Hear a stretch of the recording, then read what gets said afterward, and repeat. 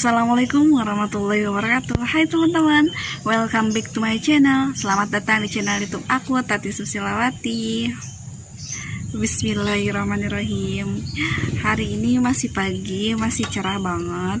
Tapi majikan aku rewel banget di rumah, nangis-nangis. Udah gitu mecahin sesuatu, terus dia pengen keluar. Pokoknya bangunnya pagi-pagi. Dan alhamdulillah hari ini kan hari ketiga puasa, makanya dia ngajak keluar terus. Tapi memang karena bangunnya pagi, jadi sekarang aku ajak jalan, baru aja berapa menit dia langsung tidur. Tapi mau diajak pulang karena masih pagi, jadi aku ajak di taman dulu biar seger gitu ya. Nah, aku mau sedikit cerita karena kemarin ada teman aku, bukan teman sih, ada seseorang yang bertanya gitu ke aku mengenai menjadi babysitter, gimana sih katanya. Nah, aku kan sudah beberapa kali sharing mengenai babysitter gitu di channel YouTube aku. Mungkin ada salah satu yang nonton, jadi langsung dia DM aku mengenai bagaimana sih Kak cara menjadi babysitter. Aku itu mau kerja jadi babysitter, dan aku tuh bener-bener pemula banget, dan aku nggak tahu apa-apa tentang menjaga anak gitu. Nah, sebenarnya aku juga karena fokusnya, aku sering bilang bahwa aku ini fokusnya itu di pekerjaan asisten rumah tangga ya, bukan di babysitter. Tapi karena mungkin majikan aku pengen aku jaga anak, terus dia juga ngelihat aku nyaman gitu jagain anak ya. Dan aku juga sayang banget sama anak majikan aku, karena memang dari 5 bulan kandungan sampai sekarang 2 tahun aku jagain dia ya, enjoy aja, dan alhamdulillah baik-baik aja. Nah, mungkin aku akan sedikit sharing ya ke teman-teman untuk jadi babysitter pemula gitu, karena belum tahu apa-apa, atau mungkin yang belum punya anak dan belum nikah tapi mau bekerja jadi babysitter gitu ya. Nah, yang pertama kita harus tahu dulu nih umur atau usia anak yang mau kita asuh. Misalkan dari 0 sampai 1 tahun, atau dari 1 tahun sampai 2 tahun umurnya, ataupun yang sudah SD.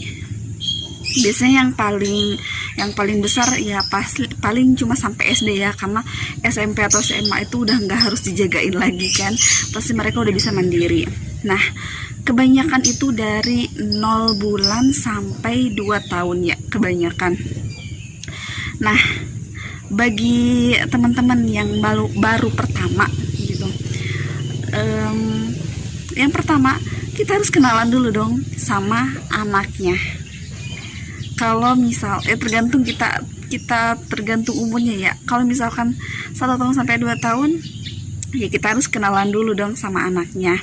Nah, dengan cara bagaimana sih kenalannya? Kenalannya ya kita harus ada di dunia mereka, dunia anak-anak. Kita harus lemah lembut, kita harus sopan, kita harus senyum, kita harus ceria. Karena apa? Anak itu pertama kali tuh ngelihat ekspresi kita gitu, senyuman kita, lemah lembutnya kita.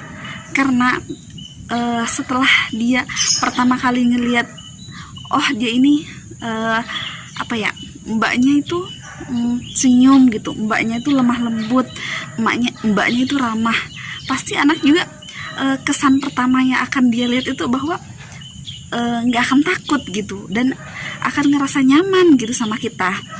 Dan kita harus benar-benar kayak di dunia anak, di dunia yang ada di dunia mereka gitu. Nah, yang pertama itu kenalan, dan yaitu dia tampilkan senyum gitu, lemah lembut bicaranya, sopan dan ceria gitu loh. Jadi anak juga happy gitu loh. Tapi tergantung juga sih sebenarnya, ada anak yang agak-agak takutan, atau juga ada anak yang langsung cepat kenal gitu sama kita. Nah itu bisa disesuaikan, kitanya harus sabar-sabar aja, karena pasti pertama itu pasti nggak ada yang susah, ada yang gampang juga sih, namanya anak-anak ya, kita harus mengerti perasaan dia gitu. Nah untuk yang kedua ya, pasti hari demi hari itu pasti pasti akan cepat kenal lah hari per harinya. Nah itu dia tetap kalau misalkan dia nggak mau sama kita, ya tetap kitanya harus telaten, kitanya harus sabar. Pokoknya jangan keselan banget ya kalau ngurusin namanya anak itu, harus benar-benar sabar banget, harus benar-benar telaten gitu. Dan jangan sampai kita nampilin wajah yang gak suka sama dia. Ya maksudnya misalkan anaknya nih bandel banget, males banget ya pokoknya jagain dia tuh, pokoknya males banget gitu loh, anaknya tuh nakal gitu. Pokoknya senakal apapun dia, tetap kita harus ramah sama dia, dan tetap kita harus berbuat baik sama dia. Pokoknya tetap harus nampilin wajah happy aja sama dia gitu. Terus kalau misalkan dalam hal makanan nih, anak itu ada yang sulit makan dan ada juga yang gampang makan gitu. Nah untuk yang mungkin teman-teman yang sulit makan gitu anaknya, coba deh misalkan kan anak tuh tergantung ya, ada yang mau makan tuh diajak jalan-jalan di keluar atau naik sepeda atau gimana, atau juga anak ada yang pengennya kayak anak majikan aku. Anak majikan aku tuh dia nggak bisa banget makan kalau harus jalan-jalan ataupun di luar tuh nggak bisa banget, dia harus makan kayak di kamar gitu, pokoknya harus tertutup, dia nggak boleh kemana-mana, baru dia bisa makan, baru dia fokus gitu. Dan ada juga sih dari teman-teman aku, dia ngejagain anak yang bahwa kalau keluar itu pasti bawa makanan, karena mereka sulit makan untuk di dalam rumah gitu, makanya dia diajak keluar. Nah itu dia, jadi kita tuh harus ngikutin apa maunya dia, asalkan dia makan gitu. Dan juga harus telaten, harus sabar ngasih makan. Anak itu benar-benar harus penuh ekstra kesabaran sih ya. Oh iya, misalkan ini dari umur 6 bulan sampai sekitar ya 2 tahunan lah ya. Kan kalau sudah 6 bulan itu sudah empasi, jadi ada makanan tambahannya ya teman-teman. Nah untuk empasinya kita ya kalau nggak dikasih tahu mamahnya, misalkan kita coba aja dulu tanya sama mamahnya gitu, ini hari ini mau dikasih makan apa adiknya, terus hari ini mau dikasih makan apa, intinya coba tanyain aja gitu sama mamahnya. Jadi kita kalau ada salah-salah kan gimana ya, nggak terlalu takut, jadi intinya kita harus nanya dulu aja sama mamahnya. Takutnya mamahnya itu punya makanan khusus untuk bayinya gitu, misalkan sekarang sayur ini, besok sayur ini, besok daging, besok apa-apa gitu. Pokoknya kalian jangan pernah bosan untuk tanya gitu.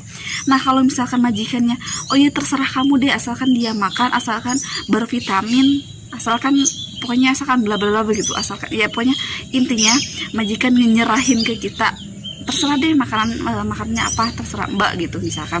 Nah kalau kayak gitu kita harus pinter-pinter banget untuk empatinya anak gitulah. Coba kita cari tahu ya di Google, kan sekarang di YouTube atau di media sosial lainnya, karena banyak banget kan sekarang, gampang sih kalau nyari-nyari empati kayak gitu. Dan anak-anak itu biasanya mereka tuh suka cemilan ataupun snack ya, kalau misalkan udah 1 tahun sampai 2 tahun. Nah coba teman-teman stok gitu snack atau makanan cemilan atau mari atau regal ya di rumah gitu. Jadi kalau dia lapar itu ya siang-siang dikasih makan cemilan atau apa gitu. Biasanya nih kalau anak majikan aku marah-marah, pokoknya siang nggak jelas gitu marah-marah, aku udah stok kue gitu. Jadi kalau dia marah-marah ya aku kasih kue gitu ya. Pokoknya sepintar-pintarnya kita menjaga anak sih.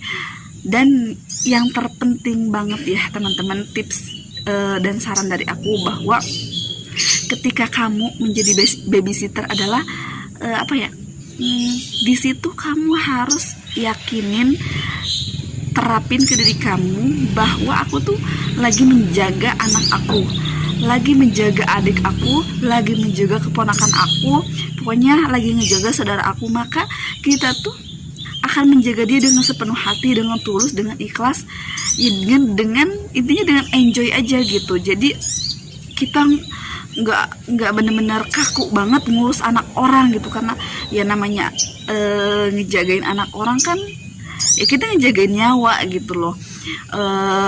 Kalau ada apa-apa kan kita juga harus tanggung jawab. Nah,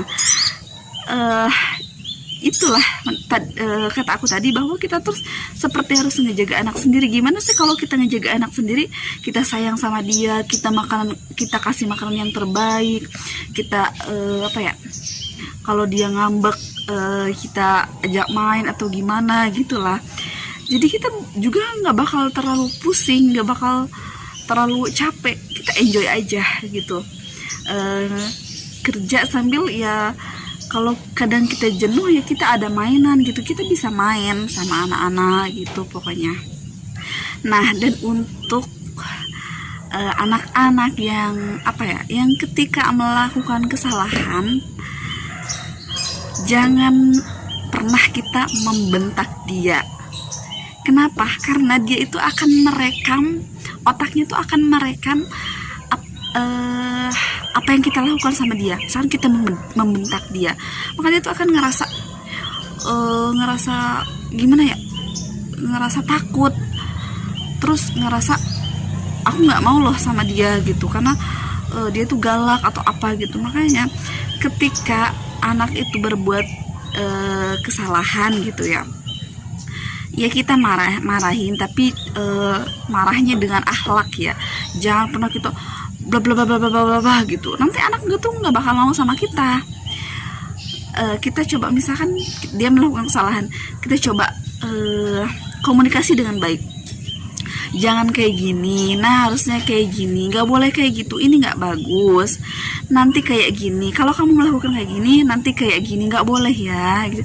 Dengan lembut, dengan cara nasehatinnya dengan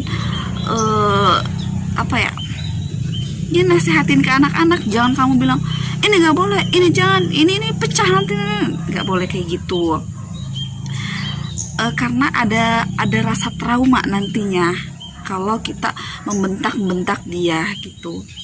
Ya coba aja bilang, nak, dek, jangan pegang ini, nanti jatuh, nanti pecah gitu. Pokoknya dengan keibuan kita gitu loh. Keluarkan saja, kalau meskipun kita belum jadi istri, belum jadi ibu ya. Intinya belajar aja sih, belajar untuk menjadi seorang ibu. Dan kalau misalkan anak itu sudah berhasil melakukan sesuatu, kita harus memberi apresiasi sama dia. Sekedar tepuk tangan, hore deh kamu berhasil, hore kamu bisa, kamu bisa, alhamdulillah kamu bisa nak. Pokoknya dengan apresiasi, maka dia pun akan merasa senang dengan dengan keberhasilan dia. Maka dia akan melakukan, jika itu kebaikan, apa yang dilakukan dia kebaikan, maka pasti dia akan melakukan itu dengan happy juga. Pasti dia akan terus-menerus melakukan itu. Apresiasi aja, dan sering-sering kalau anak itu diajak ngobrol, diajak komunikasi dengan dengan bahasanya anak-anak, dengan gayanya kita, lemah lembutnya kita ke anak gitu. Coba diajarin. Biasanya kalau mungkin untuk anak-anak cewek itu lebih suka cerita, atau mainan baby-babyan gitu. Pokoknya ya mainan cewek lah ya. Coba diajarin yang baik-baik gitu, atau dikasih cerita-cerita yang membuat dia tuh ya ada nilai-nilai pendidikannya ya. Cerita misalkan cerita-cerita Islami, atau cerita-cerita anak yang ngebuat itu nggak ngerasa bosen juga. Pokoknya kita tuh harus benar-benar telaten kalau mau jadi babysitter. sabar, tulus, dan kitanya happy, kitanya harus happy terus gitu loh. Jangan dijadikan beban gitu. Sebenarnya ngurus anak, ngejagain anak itu pengalaman aku emang berat banget, capek banget, karena waktu istirahatnya itu kita nggak bisa ngatur, susah banget gitu. Apalagi kalau anaknya tuh tidurnya masih jadwalnya masih berantakan banget gitu. Tapi kadang ada enaknya juga, kalau anak tidur kita juga bisa tidur. Tapi pengalaman aku ya, mau tidurin anak malah aku yang ngantuk. Tapi kalau anaknya udah tidur malah aku yang nggak bisa tidur gitu. Udah guling sana guling sini, udah main HP, apa ya, tetap aja nggak bisa tidur, malah ditidur-tidurin jadi pusing. Makanya aku jadwalnya berantakan banget gitu. Kalau untuk jadwal tidur capek, sebenarnya capek banget gitu ya. Tapi suka dukanya namanya bekerja ya, mau jadi babysitter, mau jadi apa ya, asisten rumah tangga, kerja kantoran, pabrik, ya tetap aja ada suka dukanya, ada capeknya, namanya kerja. Tapi yang penting kitanya enjoy gitu, ngelakuin sesuatu tuh harus tulus, ikhlas gitu. Jangan sebenarnya hanya semata-mata karena uang. Ya kita bekerja, kita juga butuh uang, tapi jangan hanya mengutamakan uang, karena kita tuh bakal capek gitu kalau harus kerja uang gitu. Dan sebenarnya yang membuat kita betah juga tergantung majikannya ya. Kalau majikannya baik, ya kita juga nyaman. Tapi kalau majikannya rewel, cerewet, pelit, ya kita juga susah untuk kita nyaman gitu. Dan aku alhamdulillah mendapat majikan yang memang care sama aku, nggak pelit, terus humble gitu. Jadi udah kayak best friend aja gitu, karena usia aku dan usianya majikan aku juga nggak terlalu beda jauh sih ya. Pokoknya kalian tuh kalau untuk mau jadi babysitter pemula ya harus kuatin mental aja, kuatin mental kita, kuatin kesabaran kita. Sebenarnya nggak repot sih ngurusin atau ngejagain anak itu tergantung diri kita sendiri. Karena ada sih anak yang nakal, anak yang bandel, anak yang nyebelin tuh ya bikin kita emosi terus, bikin kita capek terus. Tergantung, itu kembali kepada kitanya sabar gak, kitanya tulus gak, kitanya ikhlas gak. Kalau dibawa ribet, dibawa capek ya justru itu akan bikin kita nggak betah gitu loh. Dimanapun kita bekerja, kalau nggak kembali ke dirinya masing-masing, itu nggak bakal betah. Kayak aku ditanya, teh betah nggak sih kerja di situ, betah nggak sih? Ya aku selalu jawab, ya namanya kita kerja di orang lain, ya betah nggak betah karena kita butuh sebenarnya, bukan karena memang benar-benar betah gitu loh. Pada saat anak itu nangis atau ngambek atau apa, coba deh kita keluarkan sisi keibuan kita. Coba digendong, diajak keluar, diajak main gitu. Pokoknya dibikin dia happy gitu. Kalau dia nangis, kalau dia ngambek, kalau dia apa gitu, atau mungkin lagi dimarahin sama mamahnya, kita harus jadi penenang dia gitu. Maka dia tuh sama kita tuh pasti bakal lengket gitu sama kita.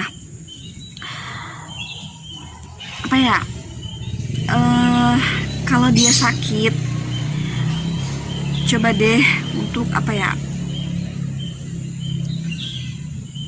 menjadi obat juga sebenarnya buat dia. Kita harus benar-benar telaten banget.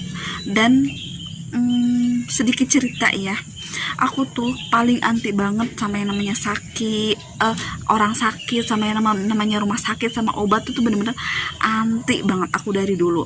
Tapi setelah aku ngejagain anak majikan aku dan mengharuskan aku ya menggendong dia, pokoknya nenangin dia. Dan sebenarnya aku nggak tahu kalau dia sakit tuh aku harus kayak gimana gitu. Dan pas waktu itu dia demam banget sampai mau 40 derajat gitu, 39,9 berapa gitu, dan itu benar-benar panas, demamnya benar-benar panas banget gitu. Dan aku nggak tahu harus kayak gimana. Terus dibawa ke rumah sakit gitu, dan mamanya juga nggak mau gendong karena dia juga nggak tahu harus gimana, dan mamanya itu mama muda banget, belum tahu apa-apa gitu. Dan aku sebagai babysitter ya sebenarnya sih aku juga takut, tapi coba deh ya, kita harus berani gitu, bahwa apa ya, tekadin di dalam hati juga, ini tuh suatu pembelajaran bahwa aku juga akan menjadi seorang ibu. Dan seorang ibu ya kayak gini, dia harus menjadi dokter saat dia sakit, harus menjadi penenang saat dia sakit gitu. Pokoknya itu yang ada di dalam otak aku. Tapi lama kelamaan sih aku juga udah ngerasa terbiasa ya, dengan nangisnya dia, dengan rewelnya dia, dengan sakitnya dia, dengan sulit makannya dia. Jadi banyak belajar banget bagi aku pribadi gitu. Jadi mungkin kalau nanti aku jadi seorang istri dan jadi seorang ibu, aku gak bakal canggung, dan aku gak bakal terlalu sulit gitu untuk ngejagain anak aku nantinya. Karena aku pengen bener-bener ngejaga anak tuh ya pengen full aku gitu, gak ada yang bantuin, pengennya aku kayak gitu. Nah itu aja mungkin teman-teman sharing aku untuk untuk teman-teman yang mau kerja sebagai asisten rumah tangga. Gak ribet kok, itu kembali kepada kita masing-masing. Mungkin next time aku bakal sharing-sharing lagi ke teman-teman mengenai babysitter ataupun asisten rumah tangga. Oke deh teman-teman, terima kasih sudah menonton videonya. Jangan lupa tekan tombol subscribe di bawah, dan kalau mungkin teman-teman ada yang mau bertanya, boleh juga tinggalkan di kolom komentar. Oke teman-teman, assalamualaikum warahmatullahi wabarakatuh.